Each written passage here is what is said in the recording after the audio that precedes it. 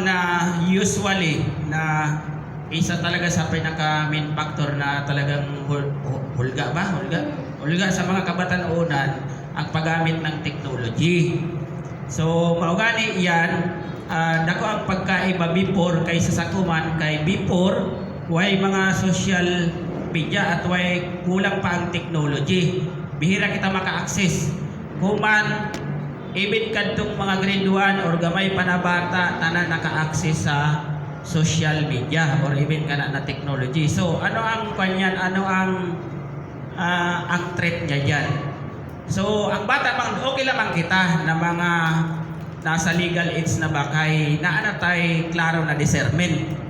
Baka identify naman gud kita kung fake news ba na, tama ba ni, sa joke ini. Baka identify kita niyan, but the problem kantong mga mga minor de edad pa na nag-a-access sa social media, nagtanaw sa YouTube, nag-ingana, naggamit ng kung anong mga apps diyan, naggamit ng mga Facebook or FaceTime, tanan na nagukan ba, nagbi-video call. Kay usually pag maka-encounter sila ng pag maka-encounter sila ng tawag ani opportunista sab na idara na ba, pareho niyan, minor na bata ka-chat niya idara na, tapos example sabi na sige ipakita ang imo na paghubuan na ingani.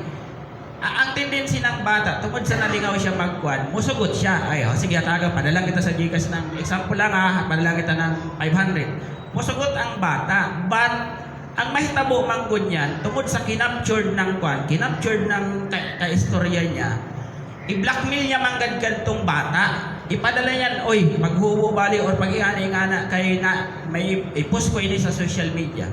Mao na ang isa sa nakita namo na isa sa problema diyan sa social media, kaya gani kita na mga ginikanan kinahanglan i-monitor nato ang ato na mga minor de edad na nag-a-access diyan sa social media or even kana na mga group chat nila.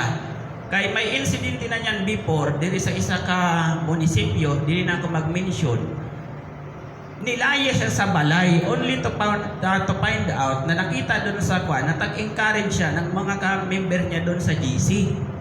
So mao gani yan, i-monitor nato closely ang ato ng mga minor de edad na nag-engage para malikay nato ay ani okay ra kung tag-threaten ra, tag-blackmail ra. Ang problema ani kung na-threaten ang bata na dili nagtugaan sa ginikanan, ang tendency niya gayud mag-suicide gayud na.